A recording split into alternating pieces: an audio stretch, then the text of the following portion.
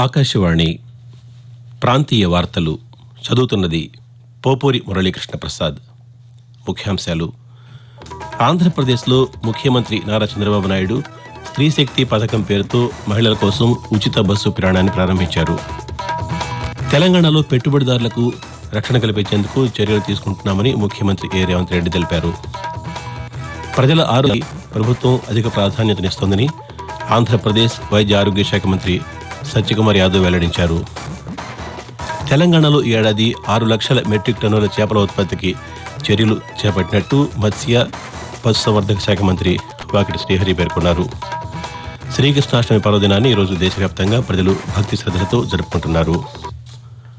వార్తల వివరాలు. ఆంధ్రప్రదేశ్లోని విజయవాడలో ముఖ్యమంత్రి నారా చంద్రబాబు నాయుడు స్త్రీశక్తి పథకం పేరుతో మహిళల కోసం ఉచిత బస్సు ప్రయాణాన్ని ప్రారంభించారు. అనంతరం మంత్రులు పలు జిల్లాల్లో ఈ పథకాన్ని ప్రారంభించారు. హోంమంత్రి వంగలపూడి అనిత, శ్రీకాకుళం, సింగుపురంలో మంత్రి కె అచ్చెన్నాయుడు, పార్వతీపురం, మన్యం జిల్లా సాలూరులో మంత్రి జి సంధ్యారాణి, విజయనగరంలో మంత్రి కొండపల్లి శ్రీనివాస్, విశాఖపట్నంలోని మద్దేలపాలెంలో మంత్రి అనగాని సత్యప్రసాద్, తూర్పుగోదావరి జిల్లా నిడదవోలులో మంత్రి కందుల దుర్గేష్, పశ్చిమ గోదావరి జిల్లా పాలకొల్లులో మంత్రి నిమ్మల రామానాయుడు, ఏలూరులో మంత్రి కొలుసు పార్థసారథి, బాపట్ల జిల్లా చీరాలలో మంత్రి గొట్టిపాటి రవికుమార్, ప్రకాశం జిల్లా ఒంగోలు, తిరుపతిలో మంత్రి ఆనం రామనారాయణ రెడ్డి, శ్రీ సత్యసాయి జిల్లా పుట్టపర్తిలో మంత్రి ఎస్ సవిత, అనంతపురంలో మంత్రి పేయావుల కేశవ్, నంద్యాలలో మంత్రి బీసీ జనార్దన్ రెడ్డి, కడపలో మంత్రి ఫరూక్ ఈ పథకాన్ని ప్రారంభించారు. ఇందులో భాగంగా తెనాలిలో మంత్రి నాదెండ్ల మనోహర్ మాట్లాడుతూ, కొత్తగా దాదాపు 3000 ఎలక్ట్రిక్ బస్సులు రాబోయే నెలల్లో రాష్ట్ర వ్యాప్తంగా ప్రవేశపెడుతున్న తరుణంలో మహిళలకి ఉచిత బస్సు సదుపాయం అనేది చాలా గొప్ప కార్యక్రమం. మహిళలు ఎంతో మంది కష్టపడి ప్రయాణం చేస్తుంటారు. ప్రతిరోజు వాళ్ళకి నెలకి కనీసం 800 రూపాయల నుంచి 1000 రూపాయల ఆదాయం వచ్చే విధంగా ఒక ప్రయత్నం ప్రభుత్వం నుంచి చేస్తున్నాం. తెనాలి డిపో నుంచి ప్రతిరోజు దాదాపు 17,000 మంది మహిళలు ప్రయాణం చేస్తారని మనకున్న అంచనాలు. అంటే సుమారు 7 లక్షల రూపాయలు ఉచితంగా ప్రయాణం చేసే సౌకర్యం ఈ రోజు నుంచి కూడా కల్పిస్తున్నాం. ఐడి కార్డు బేస్ చేసుకుని వాళ్ళకి 0 టికెట్ జారీ చేయడం జరుగుతుంది. 5 సర్వీసుల్లో కూడా మహిళలందరూ కూడా ఉపయోగించుకోవచ్చు. హైదరాబాద్ అభివృద్ధిలో ఎంతో మందిని తెలంగాణ ముఖ్యమంత్రి రేవంత్ రెడ్డి అన్నారు. హైదరాబాద్ హైటెక్స్లో 3 రోజుల పాటు సాగనున్న క్రెడాయి ప్రాపర్టీ షోను ముఖ్యమంత్రి నిన్న ప్రారంభించారు. పెట్టుబడులకు రక్షణ కల్పించడమే కాకుండా లాభాలు వచ్చేలా ప్రోత్సహించే బాధ్యత తనదని ముఖ్యమంత్రి సందర్భంగా పేర్కొంటూ, ఒకటి ఇతర దేశాల నుంచి పెట్టుబడులను ఆహ్వానిస్తున్న మేము ఈ నగరంలో, ఈ రాష్ట్రంలో, ఈ దేశం అభివృద్ధి కోసం పాటుపడుతున్న మిమ్మల్ని ఎందుకు ప్రోత్సహించము? అందుకే మొట్టమొదటి ప్రాధాన్యత మీకే. మీరు పోటీ పడండి, పాలసీలు అడగండి, ఇంప్రూవ్మెంట్ ఎట్లా చేయాలని చెప్పండి, మీ అనుభవాన్ని మాతో పంచుకోండి. మన నగరాన్ని ఒక గొప్ప నగరంగా తీర్చిదిద్దుకుందాం. మీరు పాలసీ ఏమైనా చెప్పండి, ప్రజలకు ఉపయోగపడేది, మీ రంగానికి ప్రయోజనం, తద్వారా తెలంగాణ రాష్ట్రాన్ని అభివృద్ధి పదం వైపు నడిపించడానికి, హైదరాబాదు నగరాన్ని దేశంలోనే కాదు ప్రపంచంలోనే గొప్ప నగరంగా తీర్చిదిద్దడానికి మీ ఆలోచనలు పంచుకోండి నాతో. ప్రజల ఆరోగ్యదాయక జీవనానికి ప్రభుత్వం అధిక ప్రాధాన్యతనిస్తోందని ఆంధ్రప్రదేశ్ వైద్య ఆరోగ్య శాఖ మంత్రి వై సత్యకుమార్ యాదవ్ ఒక ప్రకటనలో వెల్లడించారు. ఇందులో భాగంగా రాష్ట్ర స్థాయిలో 86 కోట్ల రూపాయలతో 5 ఆహార నాణ్యత పరీక్షా కేంద్రాన్ని సిద్ధం చేస్తున్నామని తెలిపారు. వీటిల్లో తిరుమల, విశాఖల్లో ల్యాబొరేటరీ నమూనా పరీక్షల కేంద్రాలను మరో 4 రోజులు ప్రారంభించేలా చర్యలు తీసుకుంటున్నామని తెలిపారు. ఆంధ్రప్రదేశ్లోని శ్రీకాకుళం జిల్లాను అన్ని రంగాల్లో ముందుకు నడిపించడమే తన కర్తవ్యమని కేంద్ర పౌర విమానయాన శాఖ మంత్రి కింజరాపు రామ్మోహన్ నాయుడు పేర్కొన్నారు. శ్రీకాకుళం జిల్లా వజ్రోత్సవాల ముగింపు కార్యక్రమంలో గత రాత్రి ఆయన పాల్గొని మాట్లాడారు. రాజకీయాలు, వ్యాపారం, సాహిత్యం, శాస్త్రం, రక్షణ దళాలు ఇలా అన్ని రంగాల్లోనూ శ్రీకాకుళం జిల్లా ప్రతిభావంతులను అందించిందని తెలిపారు. జిల్లాలో విమానాశ్రయం, పెద్ద పరిశ్రమలు, గ్రీన్ ఎనర్జీ, గ్రీన్ హైడ్రోజన్ ప్రాజెక్టులు తీసుకురావడానికి సంకల్పించామని కేంద్ర మంత్రి వివరిస్తూ, శ్రీకాకుళం జిల్లాలో 79 సంవత్సరాలు మన జిల్లా ఆవిర్భవించినటువంటి సందర్భంగా వజ్రోత్సవ శుభాకాంక్షలు. ఎంతో మంది వ్యక్తులు త్యాగాలు చేశారు, ప్రాణాలు అర్పించారు, ఎంతో కృషి చేశారు మన శ్రీకాకుళం జిల్లా భవిష్యత్తు కోసం, శ్రీకాకుళం జిల్లా అభివృద్ధి కోసం. అయితే కేవలం కృషికి కొంతమందిని మనం అందరం కూడా ఈ రోజు సన్మానం చేసుకున్నాం. మన శాస్త్రీయ రంగం గాని, సాహిత్య రంగం గాని, మనకి ఆర్మీలో కూడా ఈ రోజు చూస్తే అత్యధికమైనటువంటి జనాభా మన శ్రీకాకుళం జిల్లా నుంచి దేశ రక్షణ కోసం ఈ రోజు ప్రధానమంత్రి నరేంద్ర మోదీ నిన్న ఢిల్లీలోని ఎర్రకోట నుంచి జాతినుద్దేశించి ప్రసంగించారు. ఈ ప్రసంగంలో అనేక విషయాలను తెలియజేశారు. రైతుల సాధికారతకు స్వదేశీ ఉత్పత్తులను పెంచడం, 1,00,000 కోట్ల రూపాయలతో ప్రధానమంత్రి వికసిత్ భారత్ రోజ్గార్ యోజన, శత్రువుల చొరబాటును నిరోధించేందుకు సుదర్శన చక్రం వంటి నిర్ణయాత్మక అంశాలను ఎర్రకోట వేదికగా ప్రధాని ప్రకటించారు. కాగా ప్రధానమంత్రి ప్రసంగంపై ఆకాశవాణి విజయవాడ ప్రాంతీయ వార్తా విభాగం రూపొందించిన ప్రత్యేక కార్యక్రమం ఈ ఉదయం 10 గంటల 15 నిమిషాలకు ప్రసారమవుతుంది. ఆకాశవాణి ప్రాంతీయ వార్తలు వింటున్నారు.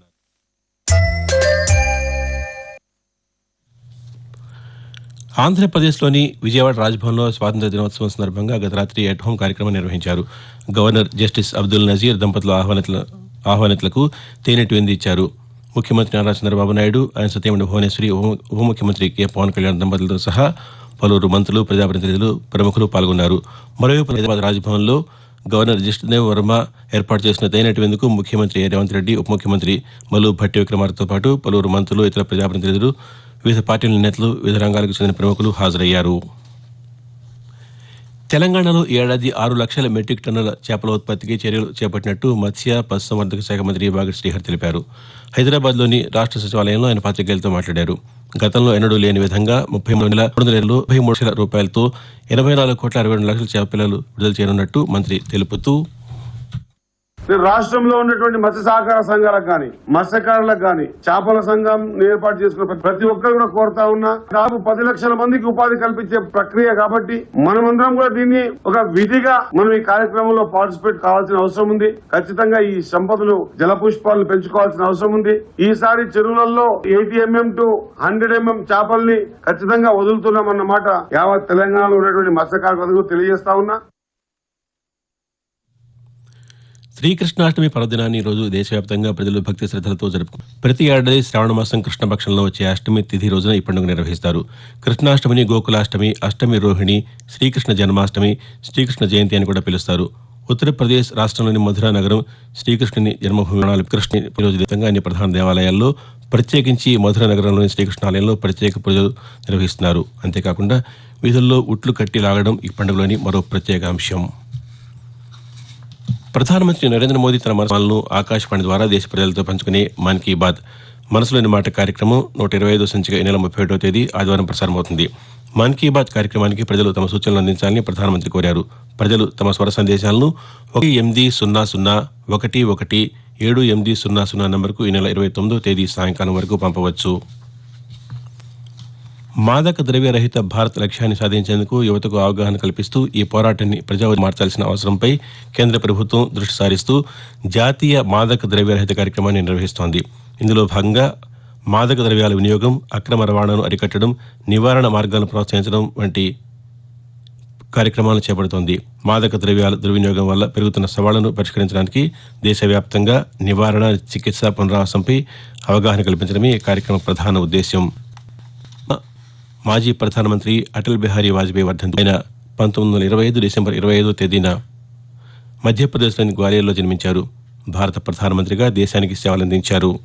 దేశానికి అందించిన సేవల గుర్తింపుగా ఆయనను భారతరత్న పురస్కారంతో కేంద్ర ప్రభుత్వం 2015లో సత్కరించడంతో పాటు ప్రతి ఏటా ఆయన జన్మదినం రోజైన డిసెంబర్ 25వ తేదీన జాతీయ సుపరిపాలన దినోత్సవంగా నిర్వహిస్తోంది. వాతావరణం. దక్షిణ ఒడిశా, ఉత్తరాంధ్రప్రదేశ్ ప్రాంతాల్లో అల్పపీడనానికి అనుబంధంగా ఉపరితల ఆవర్తనం కొనసాగుతోందని అమరావతి వాతావరణ కేంద్రం తెలిపింది. దీని ప్రభావంతో ఆంధ్రప్రదేశ్లో రానున్న 3 రోజుల పాటు పలు జిల్లాల్లో తేలికపాటి నుంచి మోస్తరు వర్షాలు కురిసే అవకాశం ఉందని వాతావరణ శాఖ అధికారి తెలియజేస్తున్నారు. ప్రాంతీయ వార్తలు ముగించే ముందు ముఖ్యాంశాలు మరోసారి. ఆంధ్రప్రదేశ్లో ముఖ్యమంత్రి నారా చంద్రబాబు నాయుడు స్త్రీశక్తి పథకం పేరుతో మహిళల కోసం ఉచిత బస్సు ప్రయాణాన్ని ప్రారంభించారు. తెలంగాణలో పెట్టుబడిదారులకు రక్షణ కల్పించేందుకు చర్యలు తీసుకుంటున్నామని ముఖ్యమంత్రి రేవంత్ రెడ్డి తెలిపారు.